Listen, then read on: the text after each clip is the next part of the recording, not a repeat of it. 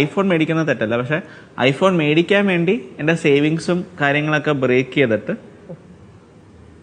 മേടിക്കുന്നത് തീർച്ചയായിട്ടും തെറ്റാണ്. കാരണം ഇപ്പോഴത്തെ ഒരു ജനറേഷൻ നമ്മൾ നോക്കിക്കഴിഞ്ഞാൽ പല ആൾക്കാരും ജീവിക്കുന്ന വേറെ ആൾക്കാരെ ഇമ്പ്രസ് ചെയ്യാൻ വേണ്ടിയാണ്.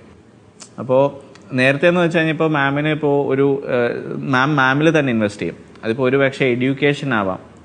പക്ഷേ ഇപ്പോൾ എന്ന് വെച്ച് കഴിഞ്ഞാൽ ആൾക്കാർക്കൊരു ഫോൾസ് പ്രൈഡാണ്. അപ്പോൾ അവർ വിചാരിക്കുന്ന ഓക്കെ എനിക്ക് ഈ പറഞ്ഞതിൽ ഈ ഫോൺ ഉണ്ടെങ്കിൽ ഞാൻ സുപ്പീരിയർ ആയി.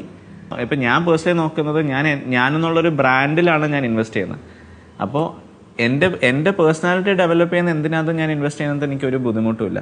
പക്ഷെ നേരെ തിരിച്ച് ഞാൻ സാറ്റിസ്ഫൈഡ് ആണോ ഈ ഫോൺ മേടിച്ചാൽ ഞാൻ സുപ്പീരിയർ ആയി, അല്ലെങ്കിൽ ഈ വാച്ച് ഇട്ടാൽ ഞാൻ സുപ്പീരിയർ ആയി, അങ്ങനെ ഒരു പേഴ്സണാലിറ്റിയാണ് എനിക്ക് കീപ്പ് ചെയ്യുന്നതെങ്കിൽ ആ ലൈഫ് സ്റ്റൈൽ നമുക്ക് ഒരിക്കലും ചിലപ്പോൾ ത്രൂ ഔട്ട് മാച്ചപ്പ് ചെയ്യാൻ പറ്റണമെന്നില്ല. അപ്പോൾ അതുകൊണ്ട് തന്നെയാണ് നമ്മൾ പല കേസസിനകത്ത് ഈ പറഞ്ഞ പെട്ടെന്നൊരു ലോട്ടറി ടിക്കറ്റ് ജയിക്കുന്ന ആൾക്കാർ പെട്ടെന്ന് തന്നെ ബാങ്ക്രപ്റ്റ് ആയി പോകും. കാരണം അവർ ആ പൈസ കിട്ടുമ്പോഴത്തേക്ക് അത് ഭയങ്കര ലാവിഷായിട്ട് സ്പെൻഡ് ചെയ്യും. പക്ഷേ അതിനുശേഷം അവർക്ക് ക്യാഷ് ഫ്ലോ ഉണ്ടാവില്ല.